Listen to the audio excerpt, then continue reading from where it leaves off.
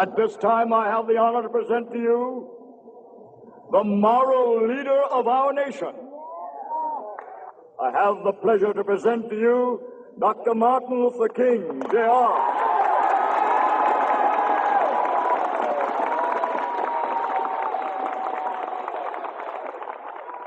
I am happy to join with you today in what will go down in history as the greatest demonstration for freedom in the history of our nation.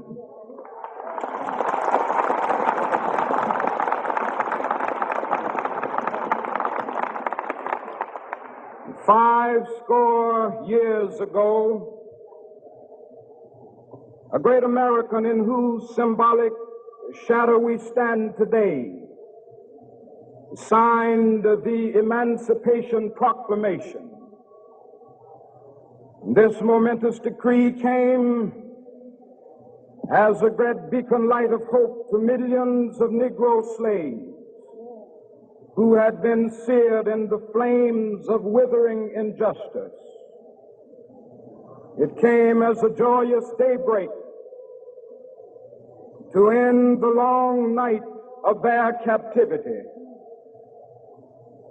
But 100 years later, the Negro still is not free. 100 years later, the life of the Negro is still sadly crippled by the manacles of segregation and the chains of discrimination.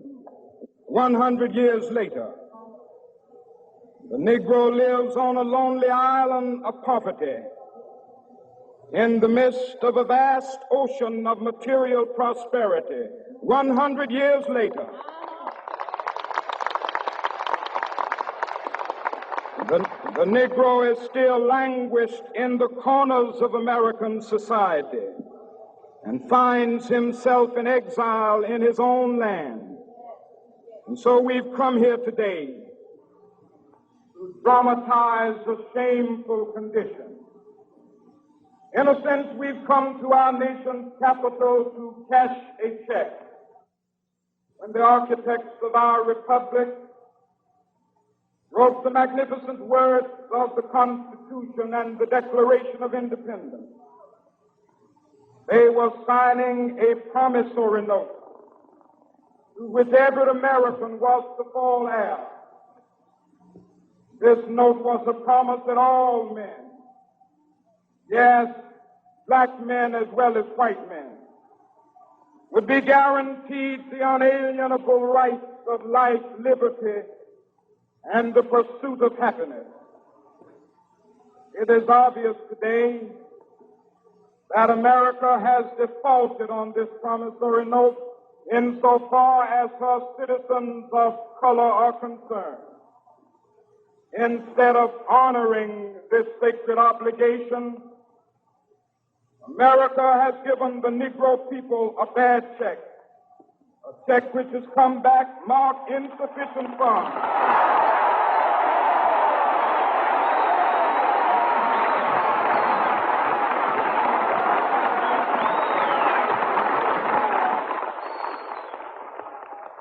But we refuse to believe that the Bank of Justice is bankrupt.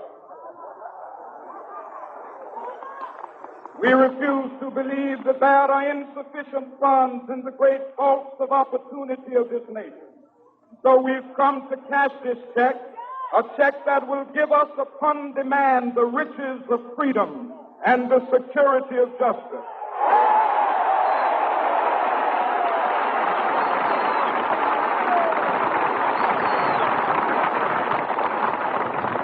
We have also come to this hallowed spot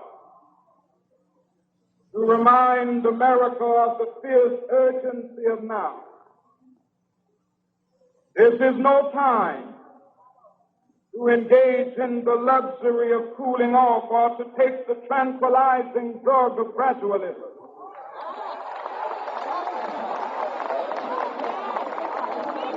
Now is the time to make real the promises of democracy. Now is the time to rise from the dark and desolate valley of segregation to the sunlit path of racial justice. Now is the time to lift our nation from the quicksands of racial injustice to the solid rock of brotherhood. Now is the time to make justice a reality for all of God's children. It would be fatal for the nation to overlook the urgency of the moment. This sweltering summit of the Negro's legitimate discontent will not pass until that is an invigorating autumn of freedom and equality. 1963 is not an end, but a beginning. Those who hope that the Negro needed to blow off steam and will now be content will have a rude awakening if the nation returns to business as usual.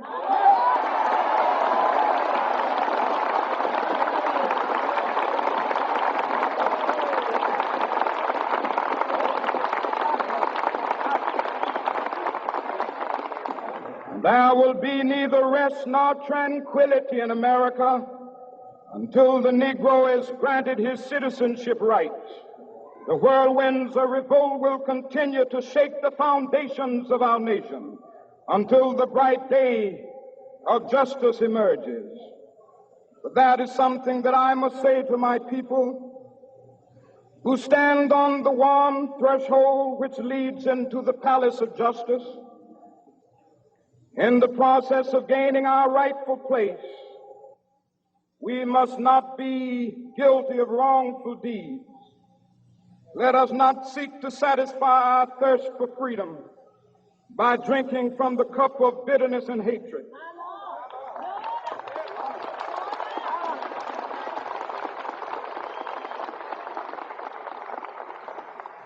We must forever conduct our struggle on the high plane of dignity and discipline.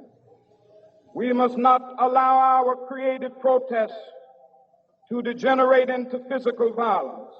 Again and again, we must rise to the majestic heights of meeting physical force with soul force. The marvelous new militancy which has engulfed the Negro community must not lead us to a distrust of all white people.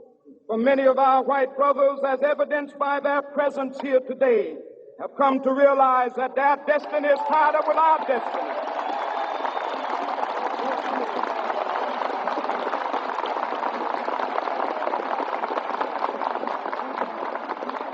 And they have come to realize that their freedom is inextricably bound to our freedom.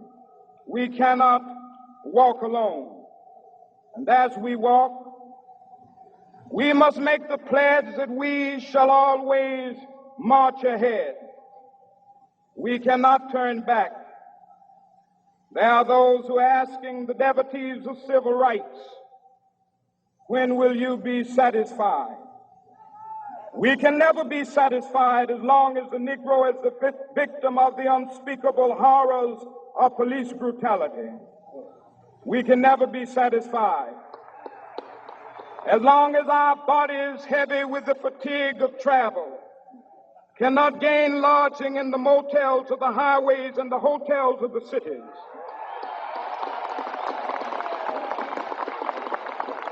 We cannot be satisfied as long as the Negro's basic mobility is from a smaller ghetto to a larger one. We can never be satisfied As long as our children are stripped of their selfhood and robbed of their dignity by signs stating for whites only.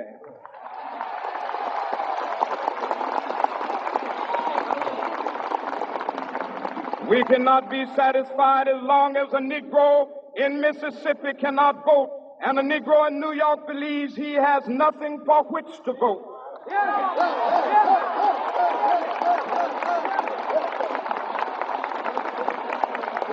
No,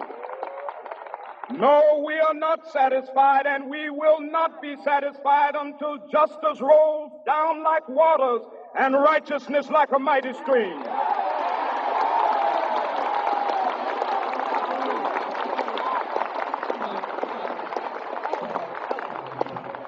I am not unmindful that some of you have come here out of great trials and tribulations.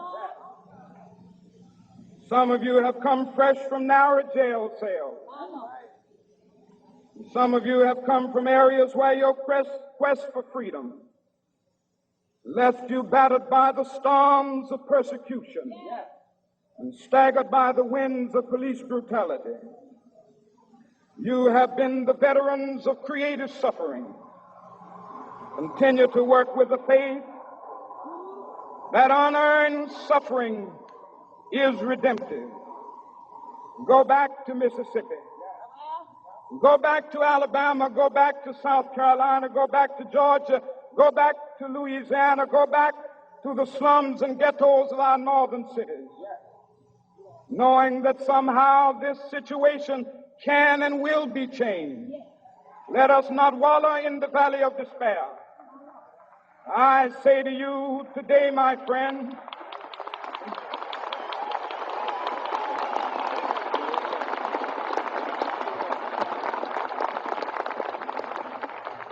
so even though we face the difficulties of today and tomorrow, I still have a dream. It is a dream deeply rooted in the American dream. I have a dream that one day this nation will rise up and live out the true meaning of its creed. We hold these truths to be self-evident, that all men are created equal.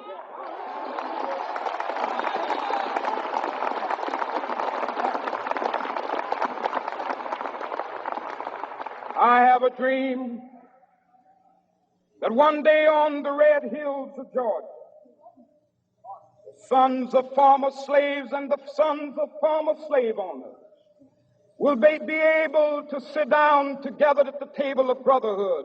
I have a dream that one day, even the state of Mississippi, a state sweltering with the heat of injustice, sweltering with the heat of oppression, will be transformed into an oasis of freedom and justice. I have a dream that my 4 little children will one day live in a nation where they will not be judged by the color of their skin, but by the content of their character. I have a dream today.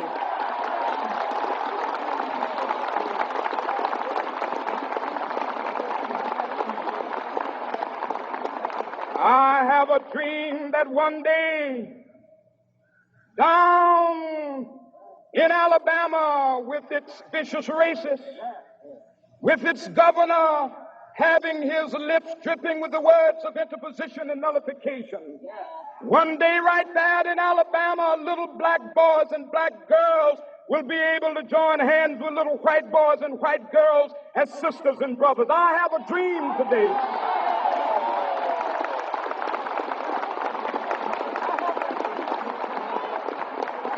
I have a dream that one day every valley shall be exalted, and every hill and mountain shall be made low, the rough places will be made plain, and the crooked places will be made straight, and the glory of the Lord shall be revealed, and all flesh shall see it together.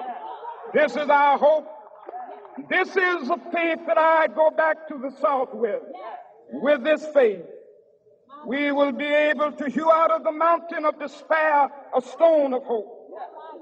With this faith, we will be able to transform the jangling discords of our nation into a beautiful symphony of brotherhood. With this faith, we will be able to work together, to pray together, to struggle together, to go to jail together, to stand up for freedom together, knowing that we will be free one day. This will be the day. This will be the day when all of God's children will be able to sing with new meaning, "My country, tears of thee. Sweet land of liberty, of thee I sing. Land where my fathers died, land of the pilgrim's pride. From every mountainside, let freedom ring. And if America is to be a great nation, this must become true. And so let freedom ring. From the prodigious hilltops of New Hampshire, let freedom ring.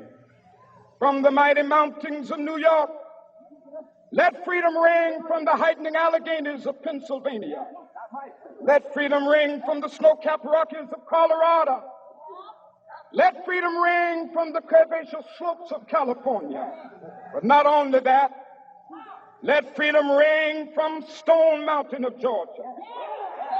Let freedom ring from Lookout Mountain of Tennessee. Let freedom ring from every hill and molehill of Mississippi, from every mountainside. Let freedom ring. And when this happens,